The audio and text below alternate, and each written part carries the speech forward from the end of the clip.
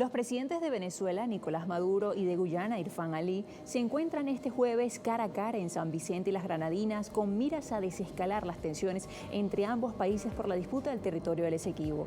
La cita cuenta con el impulso de la Comunidad de Estados Latinoamericanos y del Caribe, CELAC, y la Comunidad del Caribe, CARICOM, que han expresado preocupación de las declaraciones entre ambos gobernantes por el Esequibo, una zona de 160.000 kilómetros cuadrados rica en petróleo y en recursos naturales. La mesa tendrá posiciones antagónicas. Maduro celebró la cita de este jueves como un gran logro para abordar de manera directa la controversia territorial, mientras que Ali negó que la disputa esté en agenda e insistió en que esta debe resolverse en la Corte Internacional de Justicia, cuya jurisdicción es desconocida por Venezuela.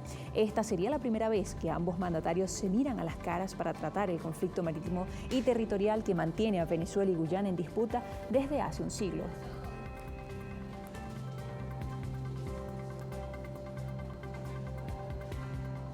De esta manera iniciamos Noticias Globovisión Internacionales. Por supuesto, les acompaña Trina Acevedo. Vamos a hacer un seguimiento además de todo lo que está sucediendo en este momento en San Vicente y las Granadinas. Además, queremos revisar distintas posturas y hacer distintos análisis, y para eso nos acompaña Rafael Ruano. Rafael Ruano nos acompaña hoy en el estudio de Noticias Globovisión Internacionales. Él es jefe del Departamento de Geografía Humana de la Universidad Central de Venezuela, especialista en Derecho Internacional Público y Derecho del Mar, magíster en Relaciones Internacionales. Así que bueno, le damos la bienvenida a Rafael. Muchísimas gracias por acompañarnos. Muchas gracias por la invitación, amable. Rafael, hemos estado viendo que ya el presidente de Venezuela, Nicolás Maduro, y también el presidente de Guyana han llegado a San Vicente y las Granadinas, pero quisiera que viéramos en general todo lo que está sucediendo. ¿Por qué en San Vicente y las Granadinas? ¿Cómo ha llegado esta mesa de negociaciones? Y además, ¿cuáles serán esas posturas que vamos a ver que se presentan en esta mesa de diálogo de ambas partes? Bueno, como es sabido, y es dominio de la opinión pública, desde hace varias semanas el presidente Maduro estuvo insistiendo en la necesidad de un encuentro cara a cara con el presidente de Guyana. Y él mismo habló, el presidente Maduro, de que un lugar apropiado para eso sería alguna de los estados del CARICOM. Aparentemente y sorpresivamente, porque la postura del presidente de Guyana fue absolutamente negada a la posición de Venezuela. Más bien, de manera poco elegante, el tipo rechazó totalmente la posibilidad de reunirse, todo eso lo sabemos, asumió una actitud más bien belicosa hasta cierto punto, dijo que que el asunto era la corte y tal, y esto y lo otro, que él no se iba a reunir, que el Esequibo era de ellos, o sea, de Guyana. Y bueno, aparentemente no había posibilidad de esta reunión, y sorprendentemente hace varios días aparece Guyana aceptando reunirse con el presidente de Venezuela, y se presenta como anfitrión Rafa González, que es el primer ministro de San Vicente y las Granadinas, que es un mandatario caribeño que tiene buenas relaciones con Venezuela. Aparentemente una mediación allí, bueno, la palabra no es mediación, una intervención allí a través de la CELAC y a través del CARICOM, etcétera, favoreció un ambiente que convenció tal vez al presidente de Guyana que era conveniente reunirse para dirimir controversias, a lo mejor para buscar alguna solución diplomática. Sin embargo, detrás de eso siempre hay la posibilidad muy cierta de que el presidente de Guyana haya aceptado reunirse con Venezuela, con el presidente de Venezuela, por presión de las petroleras. De las petroleras seguramente habrán visto como una velada amenaza el comunicado que hizo el gobierno de Venezuela a los pocos días de efectuado el referendo consultivo, cuando en respuesta a la pregunta número 4, si recordemos la pregunta 4 del referendo, se refería a que si los ciudadanos estaban dispuestos a rechazar contundentemente las acciones ilegales, que lo son, absolutamente ilegales, de Guyana, que ha otorgado concesiones para explotar petróleo en áreas no delimitadas en el Océano Atlántico, etcétera, etcétera. Muchas de ellas también incluso en la plataforma de proyección hacia el Atlántico del Delta del Orinoco. Y tal vez la respuesta que dio Venezuela luego del resultado del referendo, de que se le da un plazo, recordemos, de 90 días a las petroleras para que se pusieran a derecho. Entonces detrás de eso uno puede darse cuenta de que hay una especie de presión velada amenaza o directa, eso depende de cómo la perciban, pero yo creo que detrás de eso hay una presión de las petroleras que están preocupadas.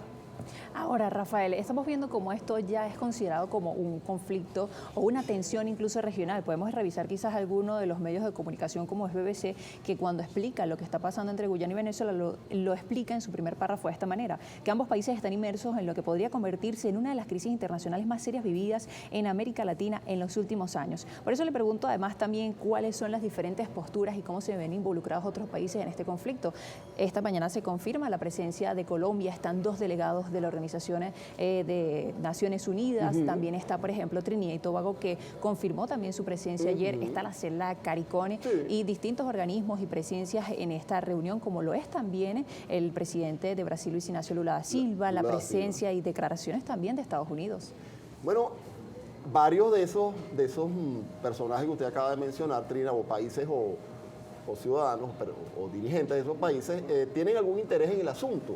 Bueno, la presencia de Trinidad y Tobago es entendible porque está en la zona. Trinidad y Tobago tiene un límite definido con Venezuela a través de un tratado internacional que está concluido en 1990, que es el Tratado de Áreas Marinas y Submarinas entre Venezuela y Trinidad y Tobago. Sin embargo, Trinidad y Tobago también es miembro del CARICOM, es parte de la CELAC, etc. Entonces está en el área de conflicto. Brasil está interesado y es un protagonista que habría que ver, es interesante saber cuál sería la postura, porque Brasil tiene un extenso límite internacional con el Esequibo y con Guyana, es un país limítrofe. Por esa parte, lo que yo no veo muy claro es qué hace Colombia allí. Okay. Eso es un asunto que yo realmente no sé cuál es el interés que podría tener Colombia en ese asunto. Trinidad y Tobago por las aguas, Trinidad y Tobago, por sí. el tema. Y Trinidad y Tobago tiene acuerdos muy importantes con Venezuela para la explotación conjunta del gas. Hay yacimientos conjuntos que están a ambos lados de la línea y con Trinidad y Tobago hay muy buenas relaciones en este momento y como le digo, lo importante con Trinidad y Tobago es que ya tenemos un límite marítimo definido desde hace más de 30 años, en 1990. El caso de Brasil también es muy interesante, eso podría ser una situación, digamos, que favorecería a Venezuela, entre comillas, dado que el gobierno actual del Brasil, el de Lula da Silva, tiene buena tendencia, buena amistad con el gobierno de Venezuela. No sería el caso si estuviera el presidente anterior, Jair Bolsonaro, con quien no había prácticamente relaciones. Y voy a decir algo que es poco comentado, y en alguna oportunidad podríamos hablar de eso, que es un tema muy interesante. Brasil también tiene intereses territoriales en el sur. Le voy a explicar algo. Okay. Luego del laudo fraudulento de 1899, me refiero al laudo de París, la línea que trazó ese laudo, que es un absoluto escándalo por lo viciado de nulidad que está, del Tepuy Roraima, siguió hacia el sur y se fue por el río Cotinga y por el río Tacutu. Esos ríos, Cotinga y Tacutu, habríamos que tener un mapa para verlos, son ríos que forman parte... Aquí tenemos uno, pero no sé si... No es muy apropiado para verlo ahí, bien. pero bueno, esos ríos son parte de la cuenca amazónica y no podían ser disputa entre Gran Bretaña y Venezuela en ese momento, son ríos que como son parte de la cuenca amazónica y el espacio entre el Cotinga y el Tacutu y la cordillera de Acaray, que está por allí, ese territorio brasileño que también fue usurpado por los ingleses. O sea que Brasil también salió perjudicado por el lado.